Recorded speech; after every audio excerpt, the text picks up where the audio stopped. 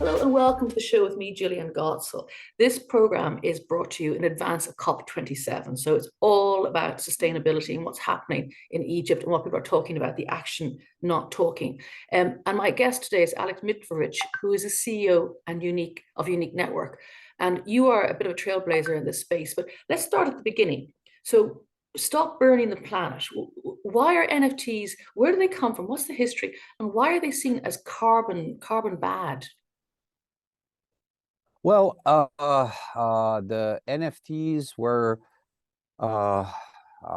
they have roots in experiments people did back I don't know, in 2014, when people were working on colored coins and so on Bitcoin. And Bitcoin has a huge energy impact. So using Bitcoin, it was just prohibitively expensive. Never mind the cost of it, and well, the cost and the impact. Then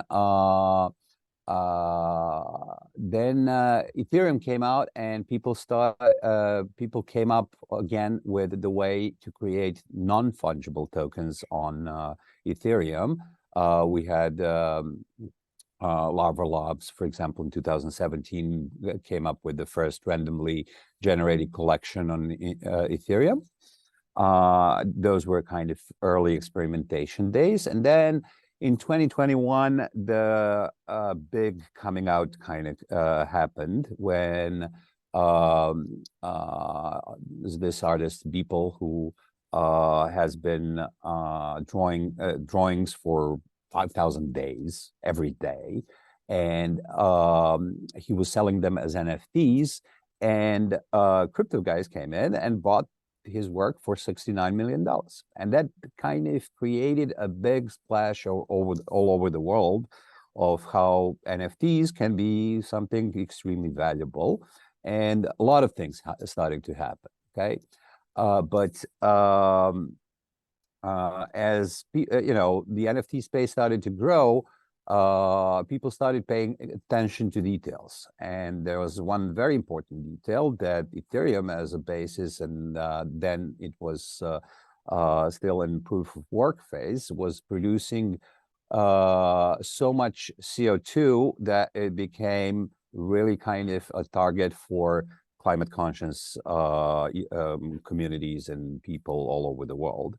And that's focus of you know, people getting rich, but at the same time kind of burning the planet, was it became a very, very important point of discussion. Because at those days, people making NFTs were producing something like 80 something kilograms of CO2 with minting one NFT, which is ridiculous.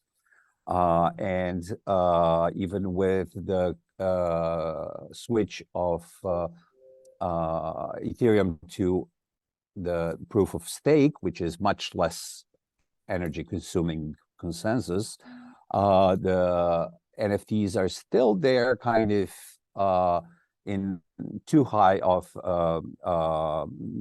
energy spend is required. It's about 9 grams or something for minting each NFT, and when you get into widespread use, that quickly adds up. So you know, as we started working with some of the organizations close to and within the United Nations climate change movement and organizations, we have discovered that actually, you know, at that time, this was a year and a half ago, there was a lot of talk about how bad actually NFTs are for nature. And what we have done is measured what we created a new blockchain that's kind of extremely technically efficient. But then we took and measured the climate impact the CO2 produced with them.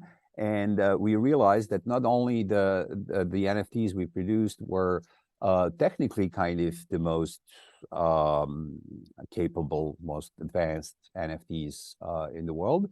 But there are also a climate saving feature, because the amount of CO2 to compare with 9 grams that Ethereum and EVM chains do on proof of stake, regular proof of stake, our NFTs produce 0.004 grams, something like, 10,000 times better. Okay, and I'm not talking, one or two orders of magnitude. It's 3 or even 4 orders of magnitude better in terms of energy efficiency. So think about it. If you have a car that's spending 20 liters of gasoline for 100 kilometers, and you suddenly come up with one that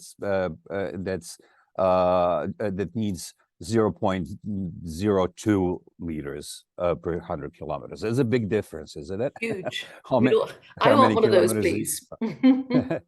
So that was that was our main contribution, and that's why a lot of again, some organizations that are working on digital art and kind of digital transformations and within the climate change organizations have really paid attention and said, okay, now we can use this to actually make a difference. So a movement is born. So you're saying NFTs, very exciting. And then there was quickly a backlash because they were so energy intensive, and people copped onto this very quickly. But you're the NFTs done on the Unique Network. I think your CTOs described them as like a puff of breath, the same amount of CO as you breathe out. So which is kind of pretty amazing. So you're now looking at NFTs and blockchain as a means to do good. Who are your partners in helping combat climate change? As we were working on this, we discovered that there are literally hundreds of projects that are seriously looking into blockchain as a tool to help solve the climate change challenges that humanity faces. So blockchain space is young. It's only, what, 7, 8 years when since we had the Ethereum come on board, and Bitcoin was born in 2009, so only 13 years. But the crypto space is growing tremendously, and because it is a Web3 movement, okay. And as such, its ambition is to become the next generation of internet. And so it has completely global ambitions on a scale of take all the, internet technical businesses of today, which is trillions and trillions of dollars of economic activity. That's the ambition of the crypto industry. As part of that, there was a lot of people who were kind of looking into how to be on the forefront on both the technology, but using that technology for good, using that technology to see if we can help fight some of the biggest challenges we have with the climate change. Of course, changing energy consumption, energy creation mix, okay, is the first and biggest challenge that everybody's working on, making more renewables, making more clean energy. But the rest of the economic activity, which is more than 90% of the global economic activity, needs more efficiency, needs more energy efficiency, and the technology has proven to deliver that. With what we have discovered is this blockchain climate change coalition organization, which has more than 300 members, where you have actually a lot of very different projects that are that care about climate change, and that are finding very innovative ways to use blockchain for to help fight the climate change. And we invited them as partners to COP27. So with our partner Blockleaders and Digital Art for Climate, we were honored to get a pavilion there, which is something rare. Only 53 of them are there, and those are organizations that really, you cannot buy that. You have to be invited because of the contribution you make to the That's overall a huge honor. system. A huge Yes. honor. Yeah. And what we have done with it is invited all the partners so the world can see how many things and how many kind of smart ideas are out there, and to see what happens, see how, trying to accelerate those ideas, trying to help them come to fruition and build more. And I think that that's the right way to, and the right way to call it is a movement, okay? Because this organization, Blockchain Climate Change Coalition, has become really, sizable. More than 300 companies already participate, and we're only beginning. It's only a couple of years old. Amazing. So I think that we're going to see an incredible amount of innovation coming out of that group and coming out of that direction in general. So you're trailblazing pretty much, which is very exciting. So you've taken, it's interesting to think that in a few short years, like NFTs and blockchain started off being very exciting. Then I got the big, huge down press because of the climate, the energy consumption. And now people are realizing that the same technology can be modified, especially if you use NFTs that are only a breath of carbon, and using, because blockchain technology is very, very powerful. So are NFTs. So tell me about some of the green and sustainable NFTs and the next wave of digital transformation. Tell me some of the things that are happening in this space. Again, well, we're doing again the survey for those 300 members, what they're doing. But we did, there was one half a year ago. And there's so much interesting stuff going on there. First, as a first group, there is this Digital Art for Climate is an example for that, where you actually combine the art movements and art, and people kind of the artists contributing to the cause by contributing their artwork for a portion of the pay, and then basically using art and using blockchain as a fundraising mechanism for the climate change initiatives. So the bigger part of the revenues generating from them are donated to the climate change movement. So the NGOs like that, fundraising is the first kind of area where things are happening. The second thing that is happening is that's very important for all of this to scale is the measurement projects. Because the carbon credits have taken off, okay, as a kind of way to measure climate impact and kind of to reward those that are good, and to voluntarily tax those who are kind of who are producing a lot of CO2. And that has shown to, that movement is working. That market is growing tremendously, and we expect it to become very, globalized and to continue to grow in double digits over the next years and decades. Now, when you take in, but that is geared most towards the most obvious cases where you can, Tesla makes its profits from carbon credits, actually. Doesn't make much from the cars themselves, but because they produce much cleaner transportation, for them to get carbon certificates, it's relatively easy. But for a vast majority of humans' economic activity, it's not.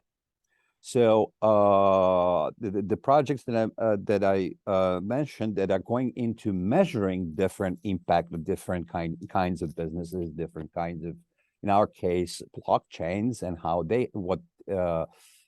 impact that they have, is extremely important first step to quantify what's happening. And when you quantify something, then you can create very specific economic incentives to do things right. And that's exactly what blockchain is great for. So, I hope that over the next few years, we're already seeing a number of companies that help do that, a number of projects. Some of them will be at COP27 with us. And when we start seeing those kinds of companies grow and help increasing number of human activities to measure their impact, that's when we will get actionable awareness, because people will say, okay, now I know I produce X amount of CO2. I can help reduce that by doing something efficient. So I have an objective measure of that. Or I can offset that by taxing myself for it, and so on. And that part, I cannot stress enough how important it is, because really it takes the climate change action from the kind of maybe hundreds of projects or companies in the world to all of them, okay, as a goal, as an ideal, or at least it takes them much higher in terms of participation rate. Then there are a very interesting, financial part of things is a big thing that blockchain can give, because it can create, there's two things here. First, what needs to happen is the provenance of potential either carbon credits or energy saving certificates. So if you can measure things, as I mentioned first, then you can actually create much bigger carbon credit markets by not only measuring the impact of the biggest guys, but also of much smaller enterprises. When you can, so you can have much bigger supply, okay, from that. At the same time, that measurement not only measures those that create benefits, but also those that need to buy carbon credits, okay, to offset their kind of bad activity. This is one area, and the provenance, blockchain is very good for it. We're already seeing some projects, and I think that area over the next couple of years is going to grow tremendously, to use the blockchain to have a global certification method for carbon footprint, okay? Because right now that market is very localized. It's a country-based. Only EU has some kind of EU-wide certifications and stuff, but all the countries have them. It's encapsulated. We need to free that up. Okay, we need to make those markets global.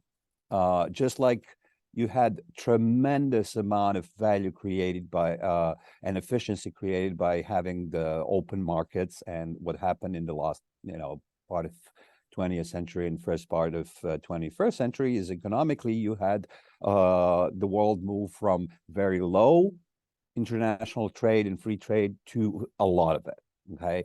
And that has created tremendous amount of efficiency for all the human activity, and that's how we can keep feeding the whole humanity that has grown so much in the space. So, and I believe that blockchain can help make the carbon credit markets global.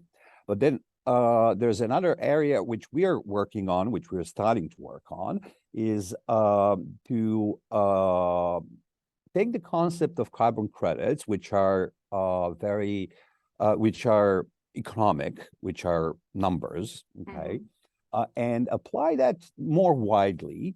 When you think of it, you can take that carbon credit and make that a fungible token that's worth a ton of CO2 reduction. But then there's a lot of things people can do which you cannot really quantify easily, where measuring it is more expensive than the value it creates, and then the value you measure. Okay, so think of it as for any small or medium-sized business, just to measure the company impact, they have to spend a lot of money, and then the impact becomes little in terms of economics. But if all of those combine, or a lot of those combine to do something, never mind how big it is, okay, never mind how small or big it is, it's going to have a huge impact.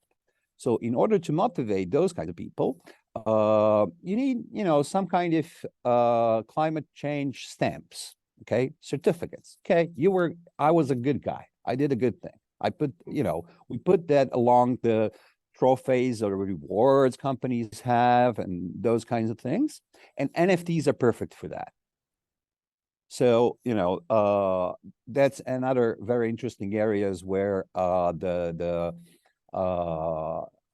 increasing the awareness and actionable awareness of climate change and motivating people to act on it is kind of a big tool to have, and we're hoping to build such a tool. So these are just some of the examples. Oh, it's There cool. It's are very cool. Crowdfunding, measurement, financial provenance, global, using badges. One last point I wanted to ask you about this is that in the Trailblazing section, the tech, RFTs, refundable tokens. So how would they work in this space, do you think? well, the blockchain is a is a wonderful tool. It inspires a lot of innovation. I'm sure that people will find much smarter and better ways to use them than I can. I know that this thing is much bigger than me. But still, take it for example, the RFTs are refungible tokens. That means taking the NFT I was creating and dividing it into X amount of fungible tokens. Okay, they're different. With carbon credits, what happens is people burn the carbon credits. Okay, they buy them and they burn them. Okay, they burn them in a sense. They kind of buy them and that's it. They're not literally burned. The burning, well, in a blockchain sense, they send them to a zero address and they cannot be used anymore. Yeah. But the record of that is very, very limited. Okay, even if you do it on, if you do it on a blockchain, you have a record of a transaction, but you don't have data in that transaction. You cannot put it easily. So the way we designed NFTs is you can put in a lot of parameters into that NFT, and among them a number of carbon credits. And then that NFT can become a reporting measurement data point, okay, a small database that says, okay, this is the certificate of somebody acquiring, well, doing some action, I don't know, well, buying an electric car instead of trading in for a gasoline car or so, things like that. But that brings on some action that brings on some carbon credits, but then it's a certificate, okay, which is which in the form of NFT, and that certificate can hold not only the description of what's happening, okay, the action taken and kind of origination data and so on, but it can also have X amount of carbon credits. And that X amount of carbon credits, they're all traded in tons now, okay?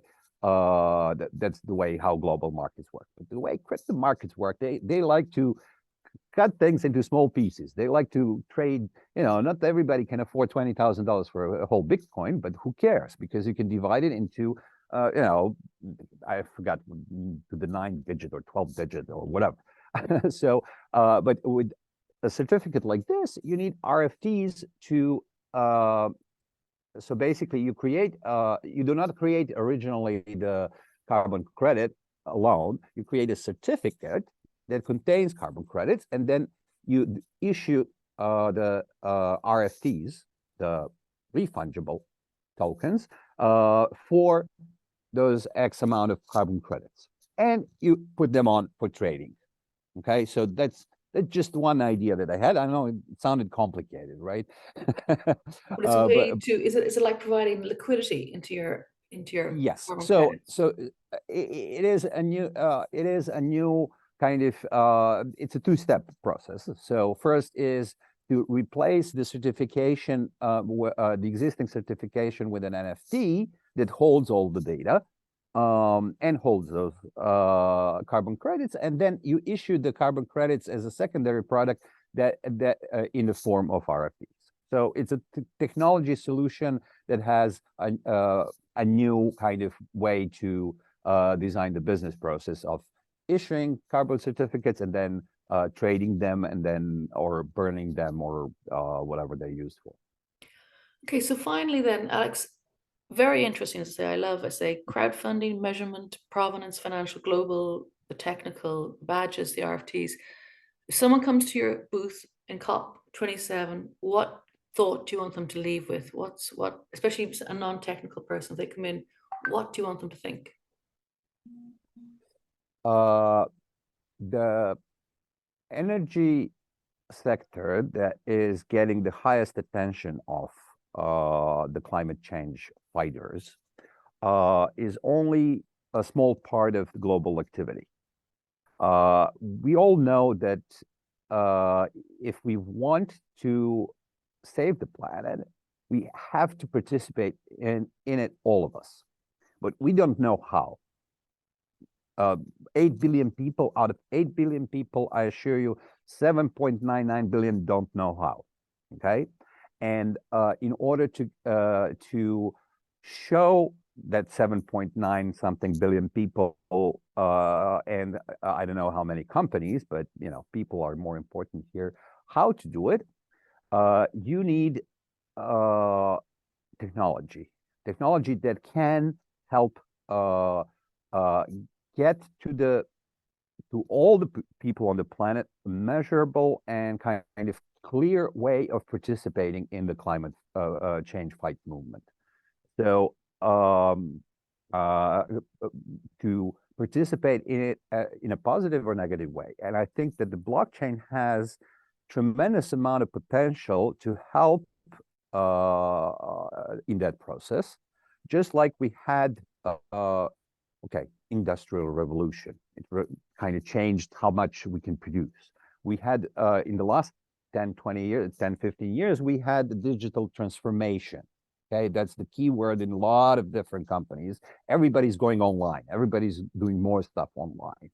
Okay, blockchain can be the next generation of that digital transformation, and will be. And for climate change, it can do a lot of things to help the climate change movement to become, you know, to come to every door, to every person, and so that every person at the end of their lives can say, okay, you know, I have helped kind of more than I have destroyed the planet. And I've helped more than I've destroyed. Yep. That's your takeaway line, isn't it? We want to help more than we destroy. Yep.